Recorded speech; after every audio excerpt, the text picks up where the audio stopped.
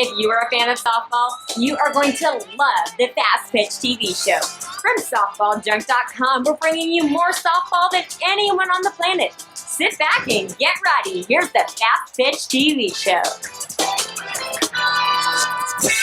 Hello, I'm Gary Leland, and this is the Fastpitch TV show. Make sure and take a look at all my videos, blogs, and softball information on my website at www.fastpitch.tv. Now, the Fastpitch TV website brings you more free softball information than anywhere else on the planet. Now, today I'm bringing you episode 10 in the history of softball.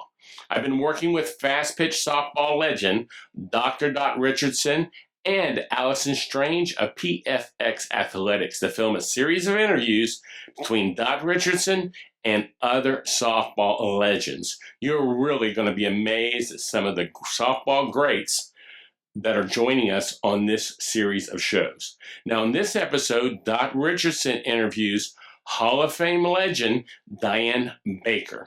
Now, this is another great interview in our series. I say that every week, but it's true. Now, let's go to the show right after this short message.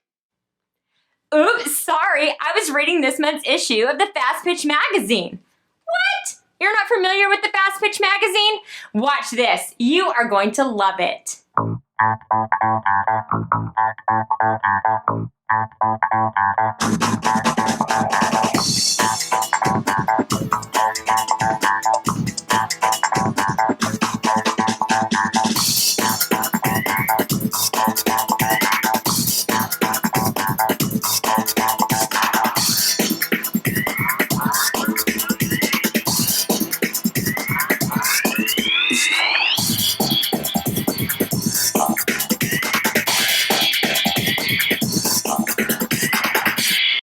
Looks great, right? Want to find more about the #1 coaching tool on the internet?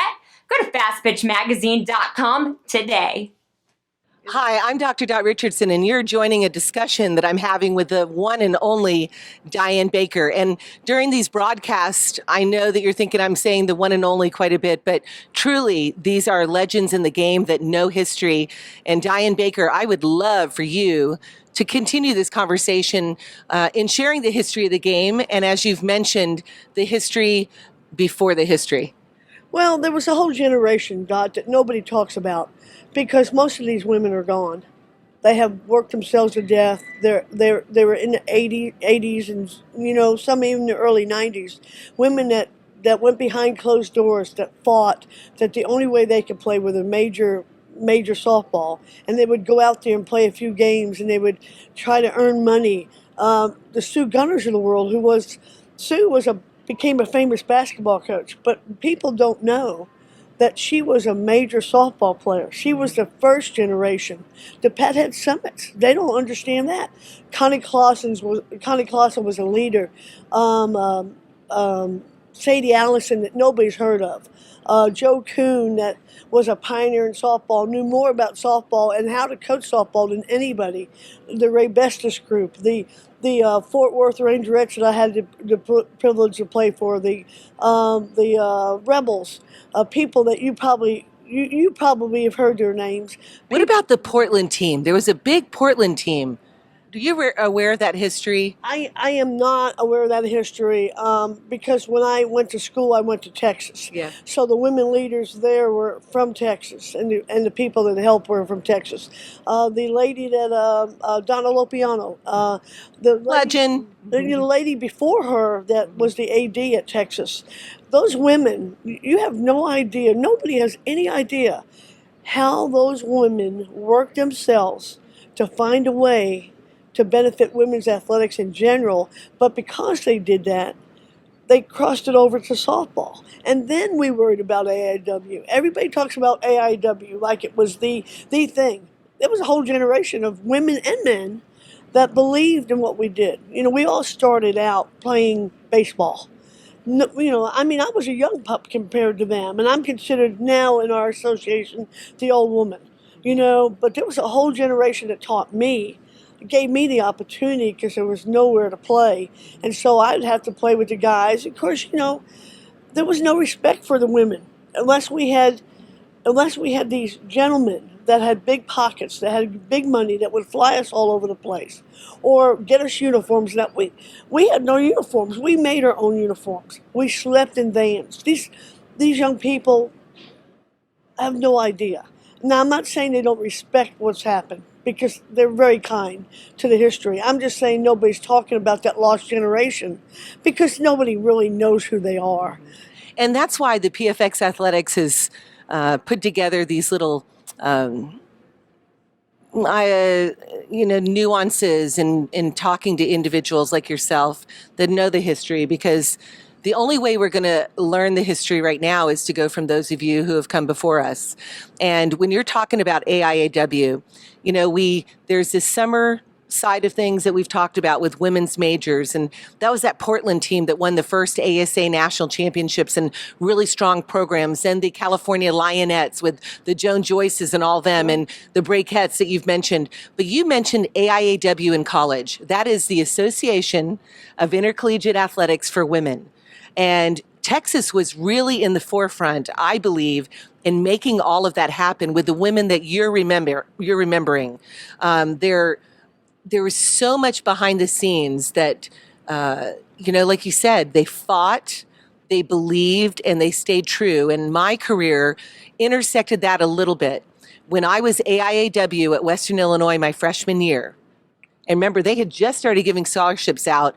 The earliest was after Title IX in 1972, I believe 1973 was the first I heard. But at UCLA, 1976, I believe, was the year they first gave Ann Myers a basketball scholarship and Sue Inquest for softball. Right.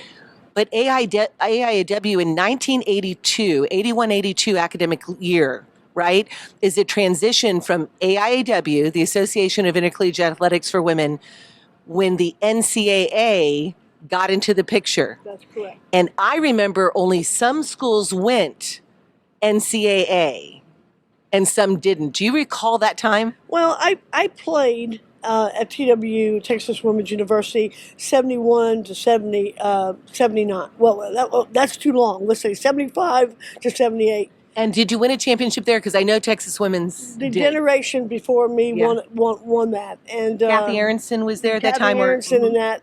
But when I went to coach at Stephen F. Austin, I followed Sue Gunner to Stephen F. Austin because she was one of the women leaders in sports. And I wanted to work under her. And I didn't care if I made money or not. I was teaching high school at the time, and I thought, I'm going to go get my master's, and I'm going to go work for Sue Gunner. And, she's going to teach me. Well, Sue Gunner was a basketball coach at that time. And I was going to go coach basketball because I wanted her to be my mentor. She brought me to TW. She didn't have a spot in basketball. She said, Dianne, or she called me Bake, that's my nickname, I want you to coach softball. And I had been playing softball, but not, big time major. And I thought, softball? What in the world? So, what in the world? So in 79, I went in and started coaching softball for, Stephen F. Austin. And then I coached that until we were in AIW. And in 1982, we went over to the NCAA. Oh, gosh, those women were devastated because they were afraid that the NCAA would not be interested in us, that they would only be interested in men's sports, and we would just be one of those, again, that didn't receive anything. And so when I coached, I was coaching in division. Well, it was one division. Yeah. We were all in the division. And I wound up winning a national title, in that time, 1986. And then we went over to the NCAA. We got lumped in with everybody, and it became a little bit more difficult to win national championships. So, it was a whole there's a whole group of women that were fighting for us in the AIAW years, and then they were thrown back in. I was athletic director, a women's athletic director at the time. When NCAA came along, I became the associate athletic director because, again, women got kind of pushed back, and we were one umbrella under the men again. Now, as it turned out, and I want to give the generation of men credit because there was so many that cared about us, They cared about us back in the 70s and 80s, gave us money to go, and they continued to care about us, the NCAA. So I don't want anybody to think that all the men were beating us up. But back in those days, when they didn't understand women's sports, I think it was a whole group of men that just women playing sports. What's this about? Well, there was a fear, you can kind of sense it. We had worked this hard Right. to establish an association for women, and then now are we in this integration with the NCAA going to be respected as much and have a place? Right. And as history has shown, there is a place, and a huge place, when women's athletics has integrated with the men's collegiate athletics. But I do remember just in that transition, that concern about the future. And I think that was natural. Oh, it was, but I get tickled talking to you because I can remember coaching and playing for these women, and we would get in one van, and we would, there would be luggage racks in the back, and some of us would sleep on the luggage racks, and we would sew our own uniforms because we didn't have any money, and we would play night and day because it wasn't available in the fields, and but you know what? I would dare say that we were a happy generation of women players. We would have done that. When we get together now, we laugh and cut up about what we went through, and we're almost more connected than these young people are with each other because we had to count on each other so much to even have the opportunity. So, I think it's great that everything they're getting. My concern is they need to continue to be a communicator. They need to learn how to communicate because we communicate through machines now. And I think those are great. They've been great. And I use them myself now. But what happens to them is they don't know how to communicate like we are doing right now and talking about it. And yet there's some girls out there that have asked me to even mentor them. They'll come to me and say, Coach Baker, will you be my mentor? And these are young women that are going into college coaching, and it really makes me feel good that they would take the chance, to listen to me now, because most generations before us always, they know much, and generations forward always know more than we know. And so I think it's great. Well, Dianne, you were definitely, I would categorize that as a mentor, because everything you've done, from an athlete to a student athlete to a coach and administrator to a businesswoman. I mean, think about that. When I look at all of these graduates that are coming out of school that are wanting to be where you're at, talk about that business side of things in sport and how this has all started for you. Well, I had a young lady that I mentored yesterday. She was really played on the National Professional League, and she wanted to go into college coaching. And I said to her, one question I have for you. What makes you move? What is your passion? I think if you have passion, you have happiness. What do you want to do in your life? And she said, well, I want to coach here, I want to do here, I want to do this, I want to do that. And I said, no, something moves you. Something makes you get up every morning and look forward to something, and something drives you to stay up all night to think about it. And I had that passion toward women's sports. I didn't want to get out of it. And the only reason that I got out of women's sports is I had an opportunity to go into business and make a difference and help people. There's Division II and Division III, even here today, it doesn't get a lot. They don't get these big time money contracts. You can talk to them now. People think there's a whole lot of money. No, not in Division II and Division III. So I have an opportunity in business to say, you know what, you're not getting a whole lot, and I'm going to help you, just like somebody helped me 30 years ago. And, they are so appreciative that a business that gets nothing from them, doesn't get TV or doesn't get this, would take the time to give them free helmets or free catching stuff. But you know what? I know it's a win-win for us. And they're going to go out and they're going to talk about my company. And we're not here to talk about my company, but the idea of a win-win, I give you something, I care about you, and I tell you I care about you. In return, you're going to care about me. And when you have an opportunity, you're going to say something about what I do nicely. So, I'm at the toward the end of my career, per se. No, don't worry, I'm not retiring, but Good. but I'm at the end of my career, and I'm seen as one of the older ones in the sport right now. And there's older people than me, but that generation, we're that people, and I'm really, what moves me now is having hundreds of people come up to my booth yesterday and the day before and hug me, tell me they love me, and say what I have had an impact on their life. That when their kids get the equipment that I send them, their eyes light up like a Christmas tree. So that's what moves me, because everybody has to have passion toward what they do, Dot. And you're one of the most passionate people I've ever known. I fought my way into your life a little bit because, I wasn't a big time successful college coach. I was that woman that I believed I had been trained by women that was so important in their lives, women's sports. So I became that. And then I found a Dot Richardson to help me, to get the message across. I am one of those people right now that are driving these people crazy about the history of the sport. I am not going to let my passion toward finding the history of the sport and sending it out there to everybody go. I'm not willing.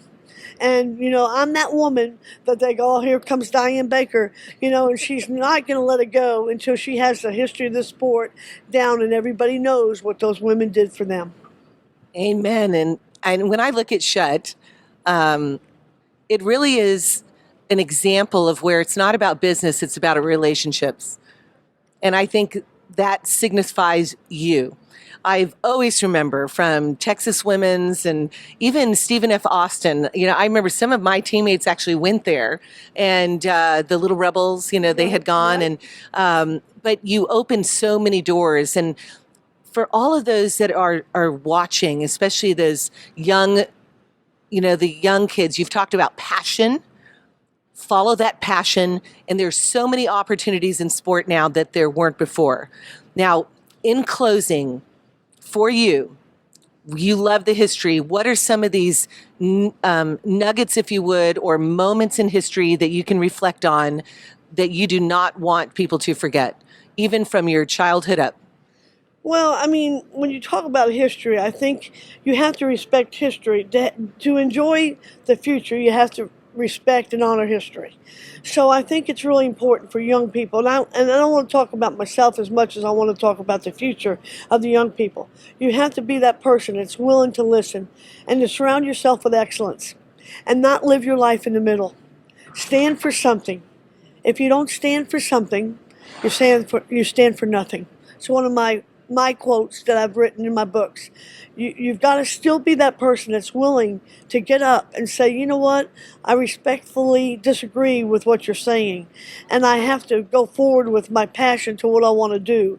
Because if you get a no and you walk away, it'll always be a no. I got to be honest with you, I fight every day. I fight in my business to keep this forefront. I fight, with women here that love me, but I still am that person that's always fighting to better the sport. So surround yourself with excellence, just like I did. I surrounded myself with excellence. I put myself in a position to be successful because I learned from the best.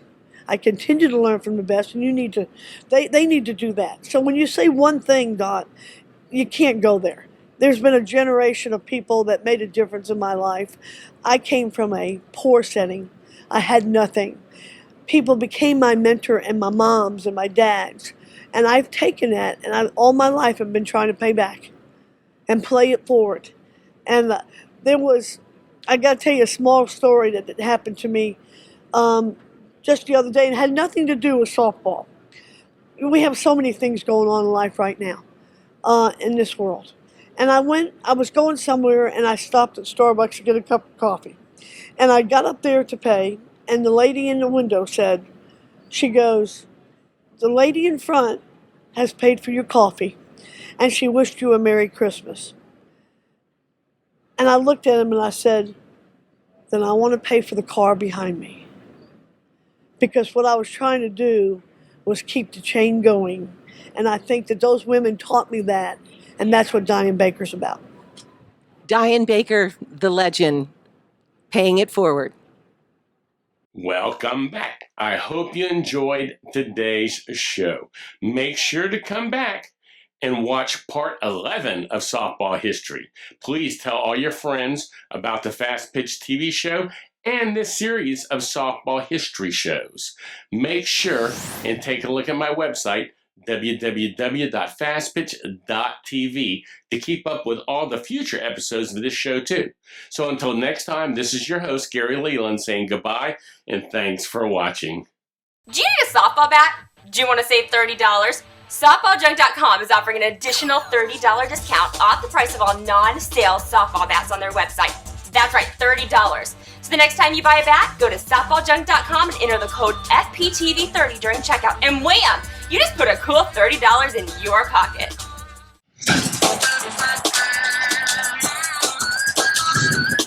This show is a member of the Fastpitch TV network. See all of our shows and blogs at www.fastpitch.tv